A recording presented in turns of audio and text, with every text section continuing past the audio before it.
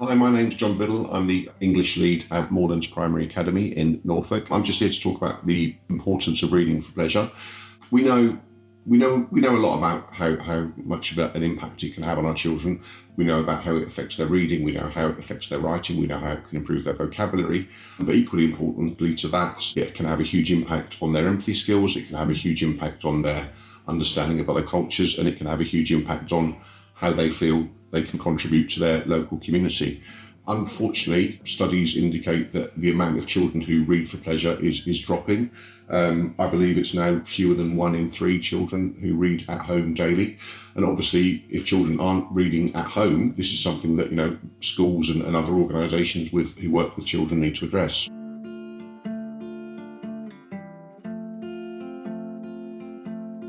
I mean, there are many ways to make reading fun and engaging. I'd just like to spend a couple of minutes just sharing a few ideas with you. First of all, talk to them about you as a reader, talk to them about why you love reading, talk to them about books you remember from when you were a child. This is the first book I ever remember reading, and I've shared this with children I've taught ever since. It's the kind of thing that will spark their interest. It's the kind of thing that will make them interested in learning more about you as a reader. And then you get to the point where perhaps they might want to recommend a book to you, or you might want to recommend a book to them.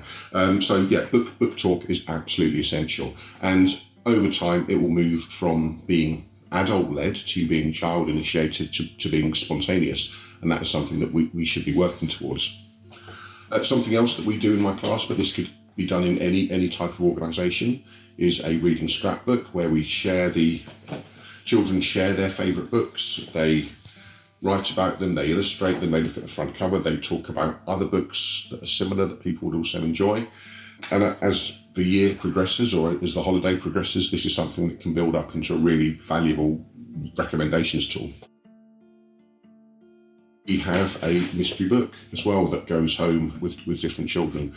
The challenge is that the children need to read the mystery book and then write a sentence or two about it in a small exercise book that's hidden in here.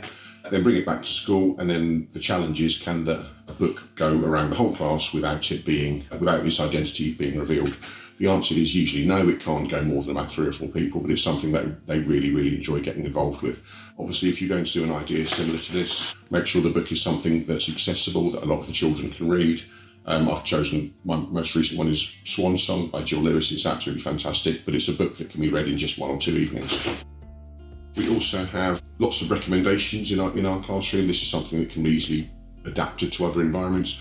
Post-it notes, lots of post-it note recommendations on the front. Give the book a mark out of 10, a couple of sentences about why you like it, and you've got a ready-made reading recommendations resource.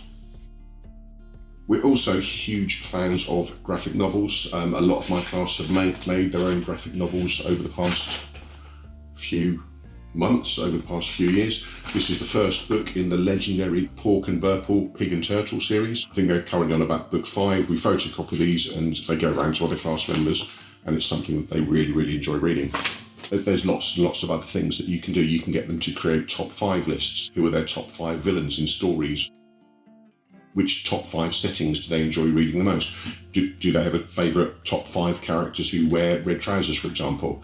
And I think the other important thing that I really want to emphasise is how any reading can count as reading. It's not sitting there and ploughing your way through a novel that you're not particularly enjoying. It could be anything.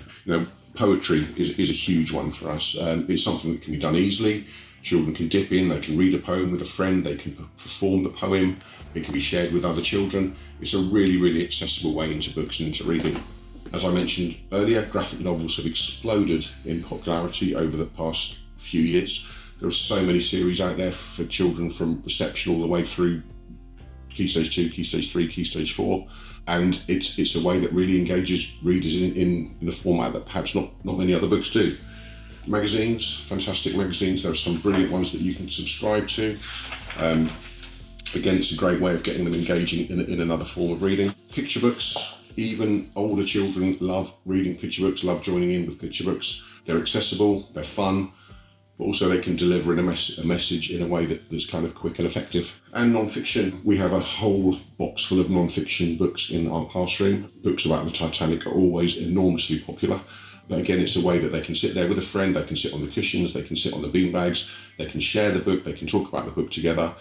They can dip into it. They don't have to read the whole book from cover to cover, and then they can put it back and talk about what they've actually discussed. I think as people who work with children, I think we are professionally obliged to develop that love of reading. We know the impact that it has. We know how important it is. But I think there's also a moral obligation as well. I think of all the things that we do as adults who work with children, I think encouraging that love of reading is probably one of the most important.